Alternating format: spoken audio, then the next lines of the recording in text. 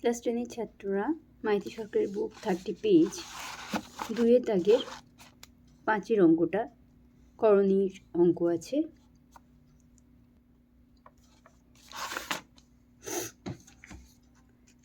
x into 4 minus root 3 equal to y into 4 plus root 3 equal to 1। তাহলে x এর value 1 by 4 minus root 3।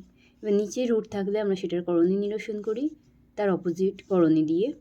তাহলে 4 minus root 3-র opposite করণী নিরসনের করণী হলো 4 plus root 3, সেটা দিয়ে ওপর নিচে গুণ করেছি।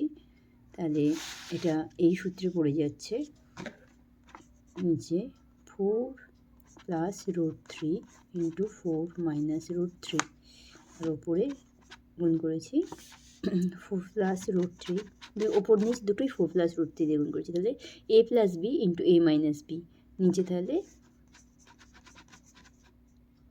a স্কোয়ার মানে 4a স্কোয়ার আর মাইনাস বি স্কোয়ার মানে রুট 3 স্কোয়ার অর্থাৎ 3 হয়।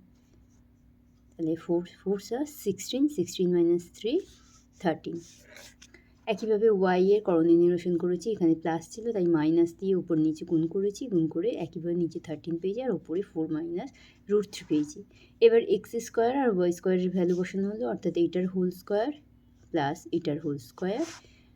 নিচে তো অলরেডি 13 আছে, তো 13 স্কোয়ার হয়ে গেল, তাহলে কমনলি নিয়ে নিয়েছি সেটা। আর ওপরে এটা a প্লাস বি এর হোল স্কোয়ার, a হলো 4, b হলো রুট 3, তাহলে a square a plus B এর whole square equal to a square plus 2ab plus B square, সেটাই লিখেছি এখানে। আর এটা যেহেতু মাইনাস দিয়ে আছে, এটা a মাইনাস বি এর হোল স্কোয়ার, তাহলে ওটার সূত্র হবে a square minus 2ab plus B square, সেই সূত্রে ফেলেছি। তো প্লাস 8 রুট 3 আর মাইনাস 8 রুট 3 দুজন দুজনকে ক্যান্সেল করে দিচ্ছে, তাহলে 16 প্লাস 16 32 হয়ে গেল, 3 প্লাস 3 6 হয়ে গেল।